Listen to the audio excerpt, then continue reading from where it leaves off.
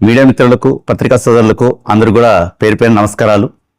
ఈరోజు మీడియా ముందు మాట్లాడడానికి ముఖ్య ఉద్దేశం ఏంటంటే,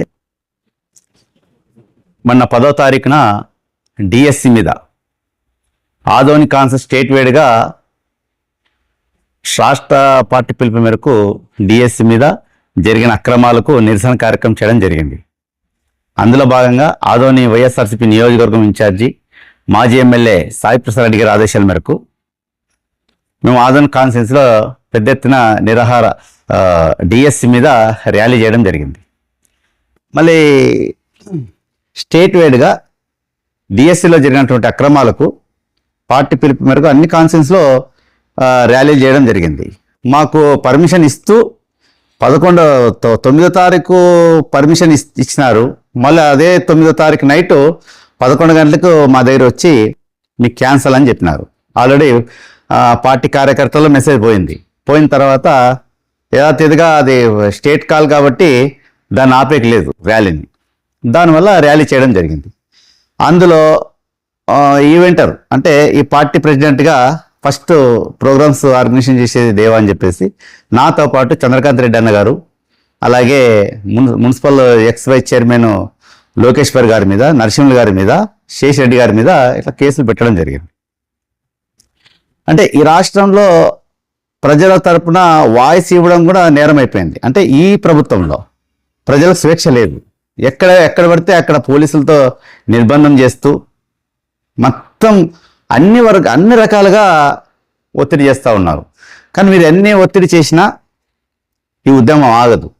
నిన్ననే చూశారు, నిన్ననే ఆదోని మన కర్నూలులో మాజీ ముఖ్యమంత్రి జగన్మోహన్ రెడ్డి గారు ఆయన ర్యాలీ నిర్వహించారు. అంటే ఒక పరామర్శించిన ఎవరు విరూపాక్షి గారిని, మా ఎమ్మెల్యే గారిని.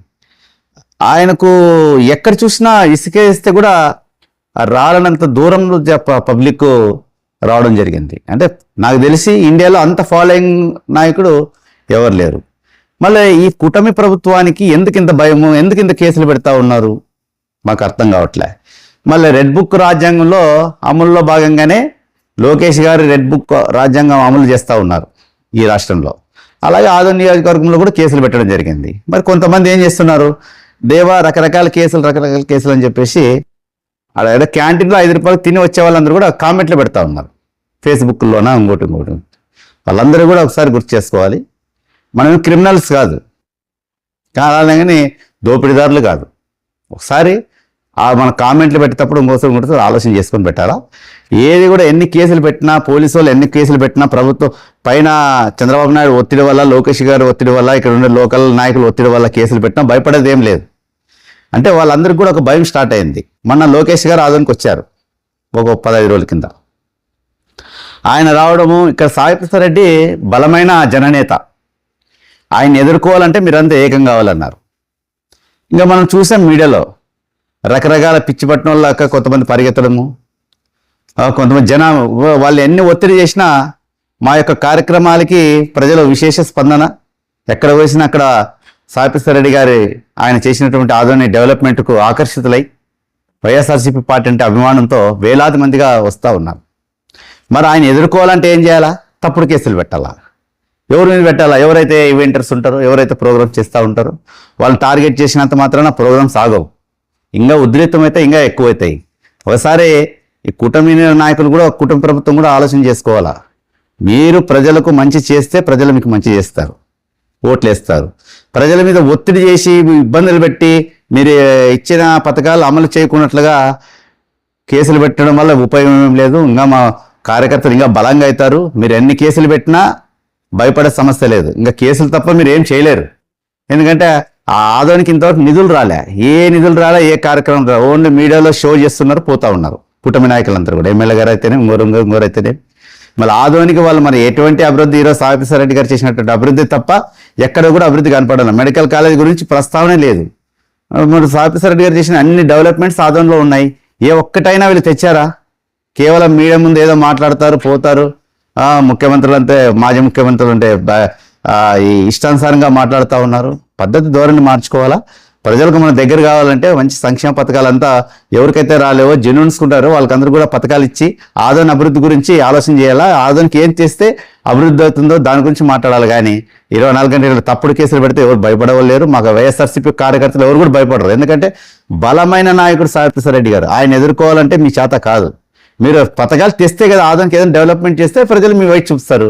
మరి సాయి ప్రసాద్ రెడ్డి గారు ఈ నియోజకవర్గానికి అత్యధికంగా నిధులు తెచ్చి పెద్ద పెద్ద స్కూళ్ళు అయితేనేమి, కాలేజీలు అయితేనేమి, మెడికల్ కాలేజీలు అయితేనేమి, బైపాస్ రోడ్లు అయితేనేమి, అనేక రకాలుగా వాటర్లు అయితేనేమి ఈరోజు ప్రజలందరూ కూడా మండిగిరి పంచాయతీ ఇంకా ఇతర వార్డులో బిందెలు పట్టుకొని రోడ్ల మీద వస్తూ ఉన్నారు. నీళ్లు చాలా ఇబ్బంది అవుతా ఉంది.